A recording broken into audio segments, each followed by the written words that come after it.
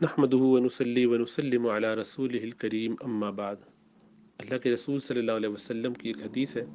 آپ صلی اللہ علیہ وسلم نے ارشاد فرمایا کہ لا عدوى ولا طیرہ، اور اس کے بہت سارے طرق ہیں۔ مراد اس سے یہ ہے کہ کوئی چیز چھوت چھات سے ایک دوسرے سے نہیں لگتی، پھیلتی نہیں ہے، ایک انسان سے دوسرے کو لگ جائے یہ ہوتا نہیں ہے۔ اور دوسری طرف اللہ کے رسول صلی اللہ علیہ وسلم کی حدیث ہے کہ آپ فرماتے ہیں صلی اللہ علیہ وسلم کہ فر من المجذوم فرارک من الاسد، او کما قال کہ بھاگو جزامی سے، جس کو لیپرسی ہو گئی ہو، جس کو کوڑ کا مرض ہو گیا ہو، تو کوڑ کے مرض میں جو مبتلا ہو اس سے ایسے بھاگو جیسے تم شیر سے بھاگتے ہو، جان بچاؤ اپنی۔ کیا مطلب؟ یعنی وہ لگ جائے گا تمہیں۔ تو بظاہر ان دونوں حدیثوں میں تعارض نظر آتا ہے کہ ایک حدیث میں تو آپ فرما رہے ہیں کہ اس طرح سے کوئی چھوت چھات ہوتی نہیں، ایک سے دوسرے کو لگتی نہیں ہے، کنٹیجن کوئی چیز نہیں ہے، دوسری طرف آپ یہ فرما رہے ہیں کہ بچو۔ تو اس میں جاننا چاہیے کہ اللہ کے رسول صلی اللہ علیہ وسلم اصل میں ہمیں یہ بتا رہے ہیں کہ مؤثر حقیقی ان میں سے کوئی چیز نہیں، ان میں سے کوئی چیز بھی حقیقت میں مؤثر نہیں ہوتی، کسی بھی چیز کا اثر نہیں ہوتا جب تک اللہ سبحانہ و تعالیٰ کا حکم نہ ہو، اور جب اللہ کا حکم ہو تو چیزیں اثر کرتی ہیں، یعنی اسباب کے درجے میں ہر چیز کا اللہ سبحانہ و تعالیٰ نے سبب بنایا ہے۔ تو یہ جو بیماریاں ایک دوسرے کو لگتی ہیں وہ سبب ہے، لیکن اللہ کی اجازت پر موقوف ہے۔ تو جب ہم یہ سمجھنے لگ جاتے ہیں کہ فلاں صاحب نے چھینکا، ان کو الرجی تھی یا کھانسی تھی یا کوئی ہو سکتا ہے، میں یہ سمجھ رہا تھا الرجی ہے، ان کو نکلا وائرس، انہوں نے مجھے وائرس لگا دیا، تو اب یہ سمجھ رہے ہیں کہ جناب اس نے مجھے بیماری پھیلا دی اور اس کی وجہ سے دل میں اس کے خلاف کوئی بات آئی، برا بھلا کہہ رہے ہیں اور یہی سمجھ رہے ہیں کہ اس نے، تو ایسا اگر سمجھا جائے گا تو اس سے معاشرے میں خرابی پیدا ہوتی ہے، اور آدمی اللہ سبحانہ و تعالیٰ کی قدرت کو، اس کے بھروسے کو،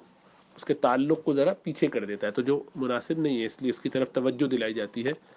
کہ اصل کرنے والے تو اللہ ہی ہیں، اس لیے بھروسہ اللہ ہی پر رہنا چاہیے، لیکن اسباب کے درجے میں حفاظت کرنی ہے۔ اسی لیے سیدنا عمر رضی اللہ تعالیٰ عنہ وہ تعاون کے علاقے میں نہیں گئے تھے، پھر اللہ کے رسول صلی اللہ علیہ وسلم نے فرمایا کہ جہاں تعاون ہو وہاں کے لوگ باہر نہ آئیں، اور اگر تمہیں معلوم ہے کسی بستی میں تعاون ہے تو تم وہاں نہ جاؤ۔ تو کیا مطلب ہے؟ اس کا مطلب ہے تم وہاں جاؤ گے تو اس سے لگ سکتا ہے۔ ہاں، یہی مراد ہے کہ اسباب کے درجے میں ایسا ہو سکتا ہے اور ہوتا ہے، لیکن اللہ کی مرضی کے بغیر نہیں ہوتا، یہ مؤثر حقیقی نہیں ہے، اپنی ذات سے انڈیپینڈنٹلی انڈیویجولی خود یہ بیماری نہیں پھیل سکتی، کنٹیجن ایسا نہیں ہوتا، بلکہ اللہ کی مرضی پر موقوف ہوتا ہے۔ چنانچہ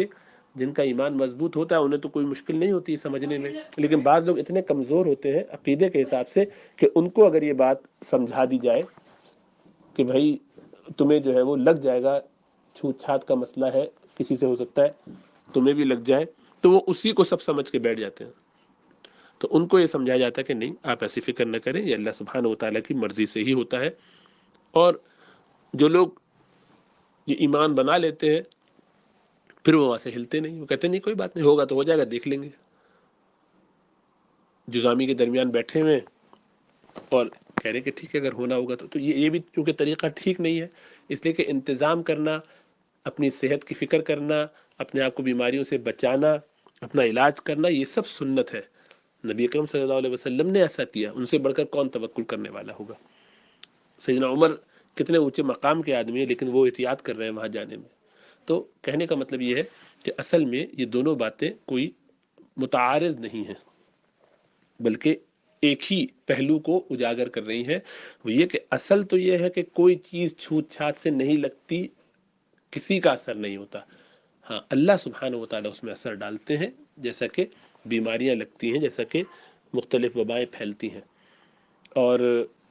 بعض لوگوں کا ایمان ذرا کمزور ہوتا ہے، ذرا وہ جلدی سے گھبرا جاتے ہیں، تو ان کو احتیاطاً یہ کہتے ہیں بھائی تم دور رہا کرو، جیسا کہ شیر سے بچتے ہو، تاکہ ایسا نہ ہو کہ تمہیں بھی لگ جائے، لگے گا تو اللہ ہی کے حکم سے، لیکن تم اتنے کمزور ہو کہ تم اس کے بارے میں خیال کرنے لگو گے کہ شاید دیکھو اس کی وجہ سے لگ گیا، وہ اسی کو بولنا باندھنا شروع کر دیا، اور اللہ کی طرف سے نظر ہٹ جائے گی، اسباب پہ نظر چلی جائے گی۔ تو ان کو کہا کہ تم پہلے ہی سے احتیاط کر کے رکھو تاکہ تمہارے اندر ایسی کوئی کمزوری نہ آئے۔ تو یہ سب حکمت کی باتیں ہیں اور طریقے سے سکھانے کا طریقہ ہے رسول اللہ صلی اللہ علیہ وسلم کا، مختلف لوگوں کو مختلف انداز سے مختلف حکمتوں کے ساتھ، اسی لیے اس میں اصلاً کوئی فرق نہیں ہے۔ یعنی یہ کہ حفاظت بھی کرنی ہے، احتیاط بھی کرنی ہے، پریونشن بھی کرنے، ہاتھ بھی دھونے ہیں، دور بھی رہنا ہے، سوشل ڈسٹینسنگ بھی کرنی ہے، لیکن کسی کو ہو جائے تو یہ نہیں سمجھنا کہ وہ دیکھا اس دن وہ کیا تھا ہو گیا،